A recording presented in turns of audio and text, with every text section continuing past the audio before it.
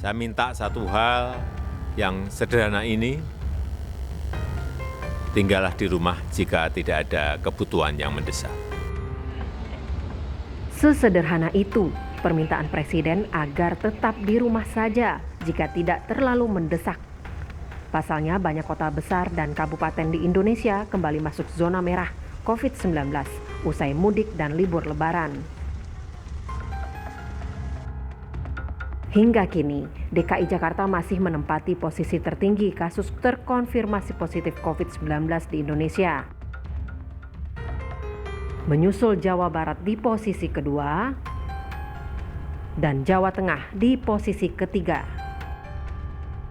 Dari data penambahan kasus terlihat penularan yang begitu masif dan lebih banyak warga yang di-tracing.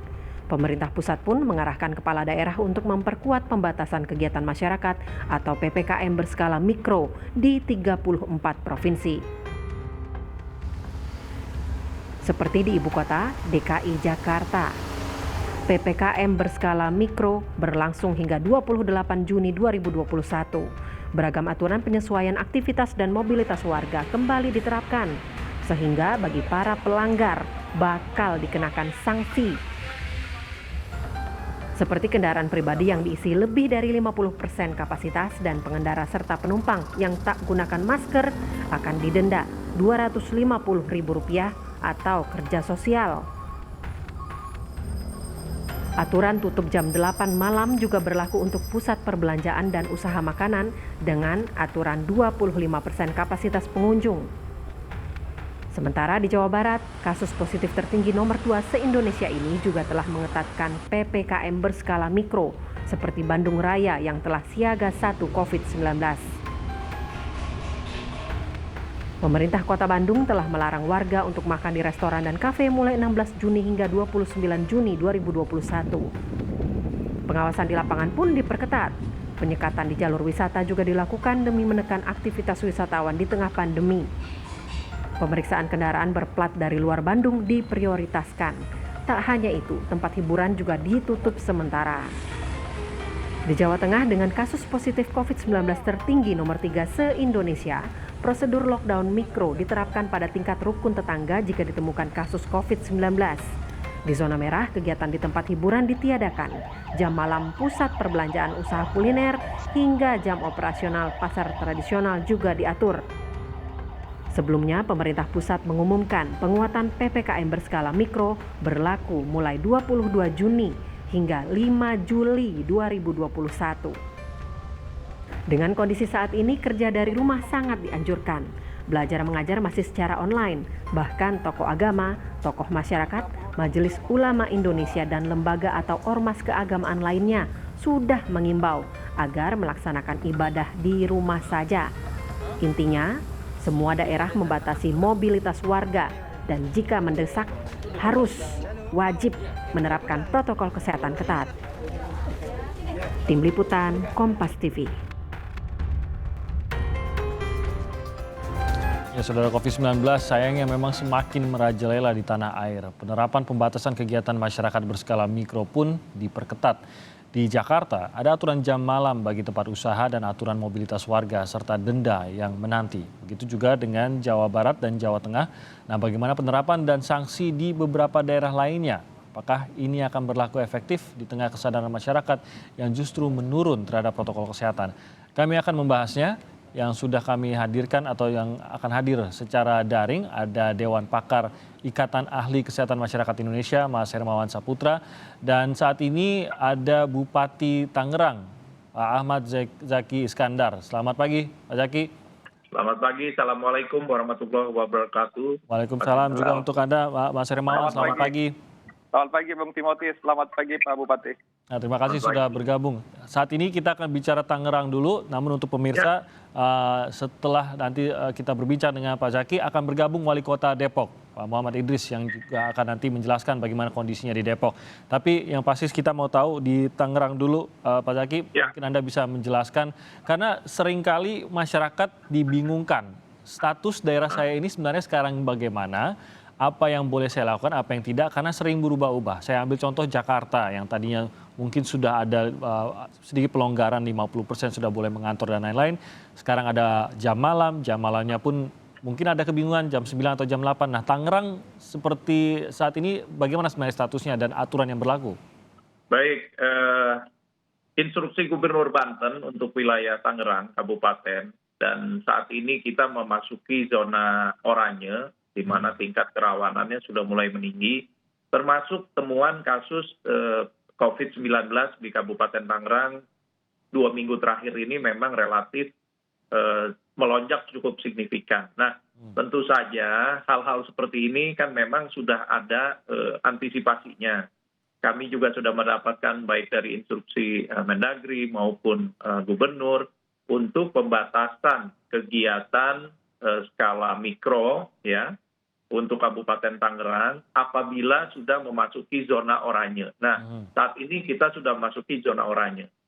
Pembatasan-pembatasan tersebut secara masif kita juga mencoba mensosialisasikan kembali kepada masyarakat. Seperti misalkan pembatasan jam operasional pusat-pusat perbelanjaan, restoran, warung, dan lain sebagainya yang sekarang sudah mulai kita batasi sampai jam 8 malam saja.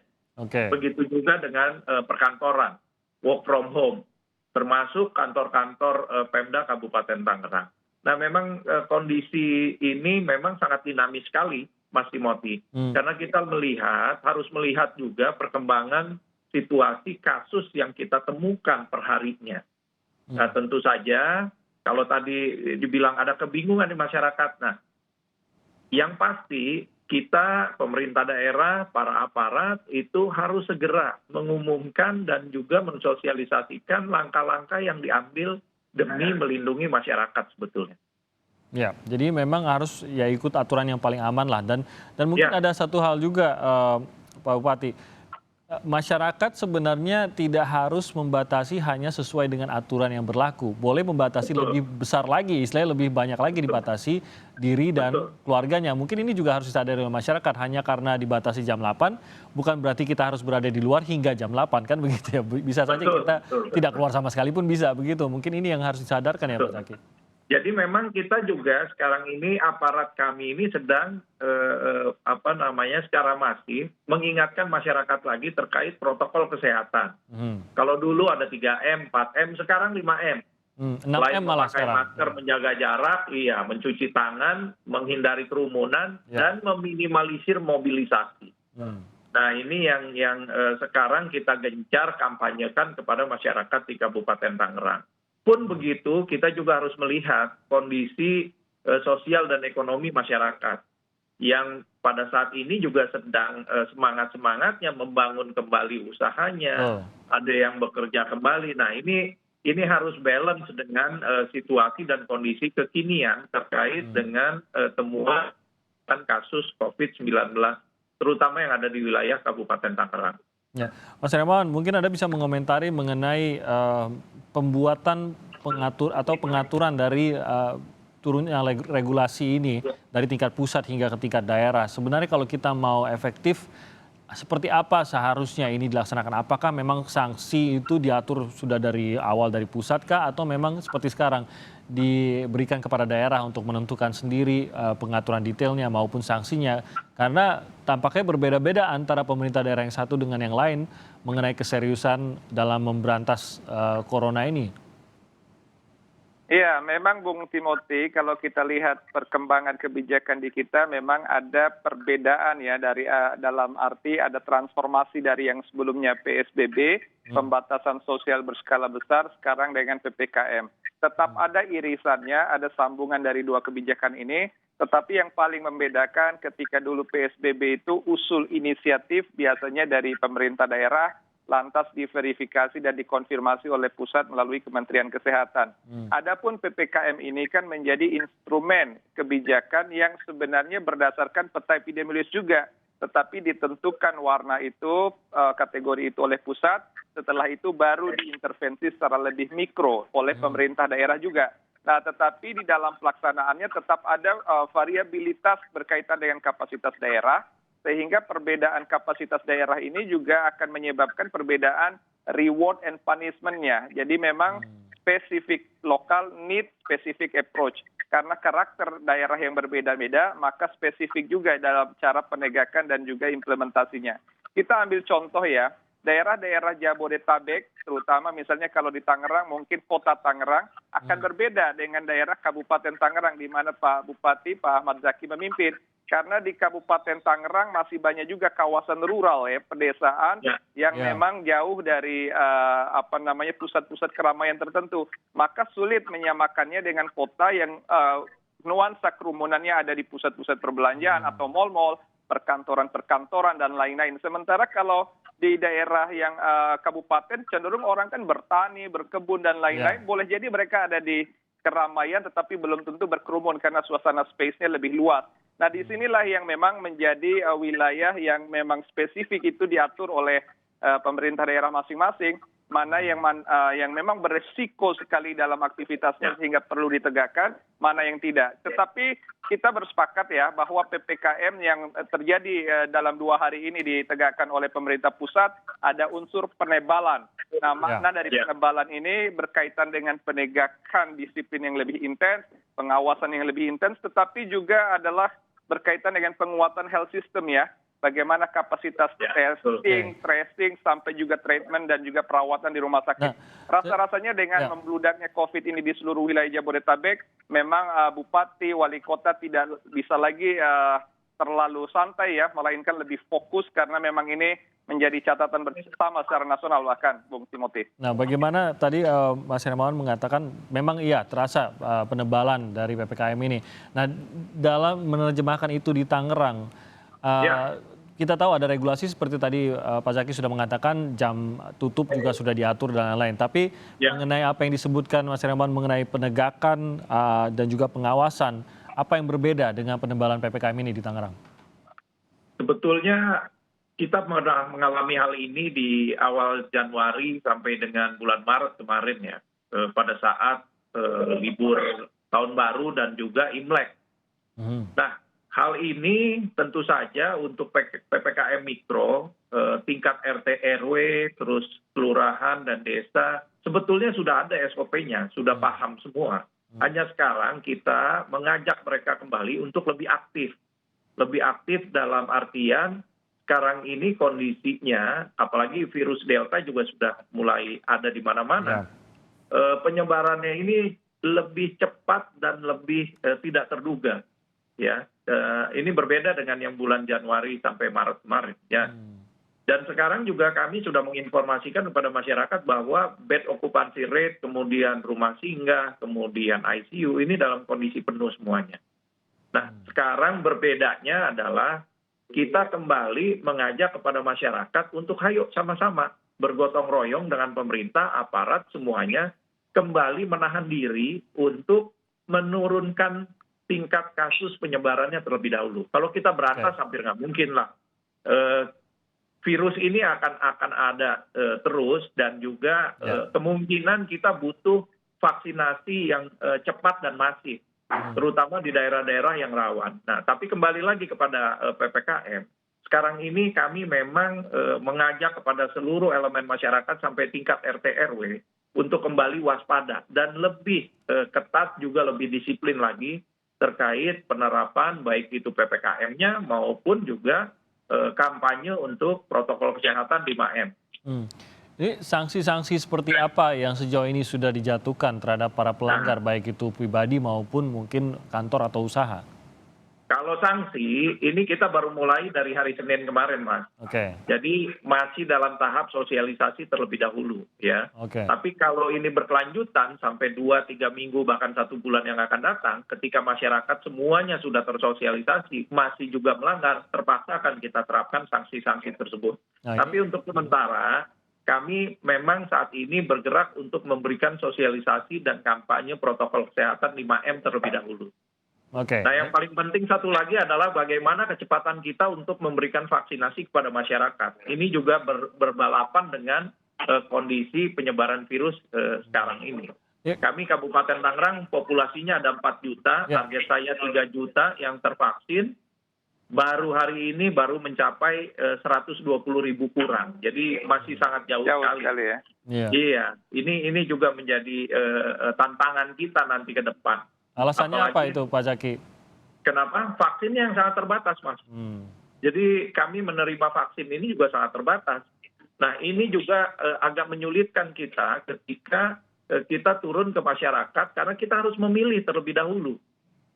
Saya mau mengucapkan permohonan maaf terlebih dahulu kepada masyarakat Kabupaten Tangerang karena vaksin yang terbatas ini kami harus memilih kategori-kategori yang kita prioritaskan terlebih dahulu. Manula, pramanula, tenaga pelayan masyarakat, baik itu tenaga medis, tenaga pendidik, kemudian alim ulama, terutama yang sudah sepuh-sepuh, guru, ya, dari guru SD, SMP, SMA, sampai guru madrasah dan lain sebagainya. Juga pedagang pasar dan juga pedagang-pedagang asongan yang kita sudah mulai sekarang ini. Itu pun belum memadai stoknya ya. Para tenan-tenan di restoran, warung makan, mal dan lain sebagainya. Nah, ini yang menjadi skala prioritas terlebih dahulu.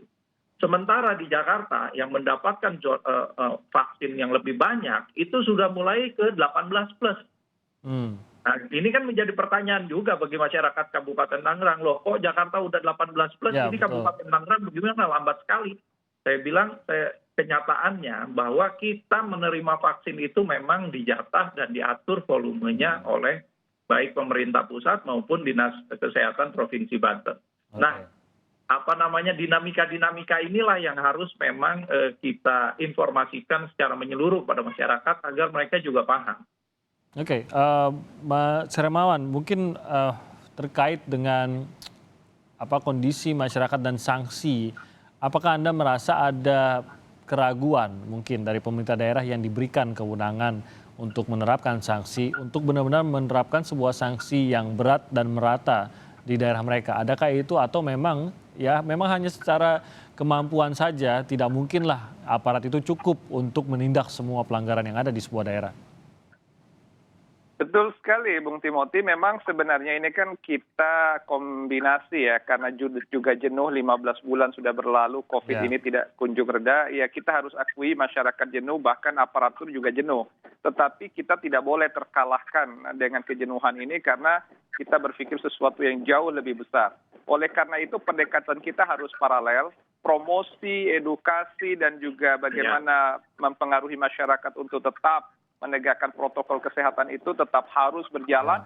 Tetapi di sisi lain, ini terutama untuk para pemimpin daerah, mungkin Pak Bupati Tangerang juga bisa melakukan community empowerment namanya, penguatan komunitas, bukan sekedar dalam rangka pengawasan, juga pengetatan di level mikro, tapi juga sekarang ini yang paling penting Pak Bupati, penyediaan ruang-ruang isolasi mandiri agar ada relaksasi. Dan ini nggak bisa ditawar nih, karena over capacity tadi semua.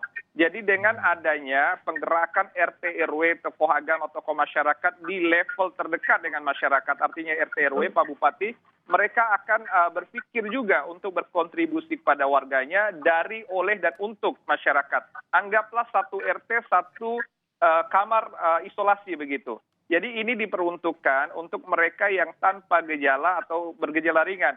Ketimbang orang-orang dianjurkan isolasi mandiri di rumah masing-masing, itu jauh lebih beresiko mengontaminasi keluarganya, tetangganya, sejawatnya, teman-temannya, ketimbang memang terlokalisir disediakan oleh RT RW. Nah, ini kan berarti dijauhkan dari kontaminasi keluarga, dilindungi juga dari lingkungan sekitarnya, tapi juga peduli dipenuhi kebutuhannya oleh, dari, dan untuk masyarakat itu sendiri.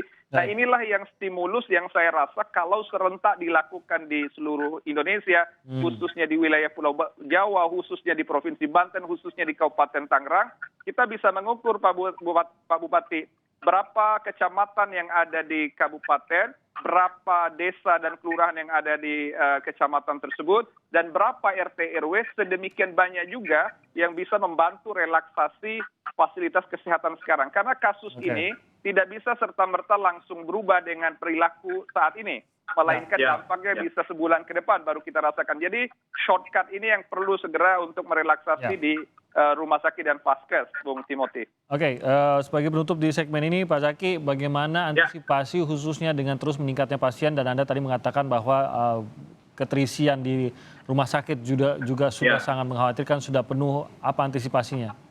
Jadi terobosan, memang ini sudah beberapa lama kita lakukan juga. Ada beberapa kampung-kampung tangguh yang sudah dibentuk dan juga menjadi model buat RT RW yang lain ataupun kampung tangguh yang lain. Seperti tadi Mas Hermawan bilang, memang kita persiapkan juga di sana ruang ataupun rumah isolasinya, yaitu bisa di rumah singgah di RT RW yang kita persiapkan ada 2 kamar, ada yang cuma 1 kamar, tapi juga sekarang ini ada terobosan yang kita coba sekarang untuk mempergunakan fasilitas daerah yang ada, misalkan rumah-rumah dinas camat yang kita persiapkan, rumah dinas lurahnya, ya. Jadi ini juga dalam rangka tadi menyerap dan membantu isolasi yang dilakukan oleh masyarakat. Kalau kita bergantung kepada fasilitas yang ada sekarang, kami juga sedang berpikir menambah kembali rumah singgah ataupun hotel yang kita sewa untuk menjadi rumah sakit perawatan, rumah singgah bagi masyarakat yang OTG. Di satu sisi rumah sakit dari 2 minggu yang lalu saya sudah warning untuk menambah kapasitas mereka. Nah, repotnya di Kabupaten Tangerang ini, kita tidak hanya merawat warga masyarakat Kabupaten Tangerang juga, Mas Timothy. Jadi kita juga merawat warga masyarakat di daerah sekitar. Ada Kota Tangerang, Tangerang Selatan, bahkan dari Jakarta pun ikut dirawat di wilayah Kabupaten Tangerang. Tapi ini demi kemanusiaan ya. Dan kita tidak bisa lagi membedakan wilayah pada saat ini karena semua dalam kondisi yang sama.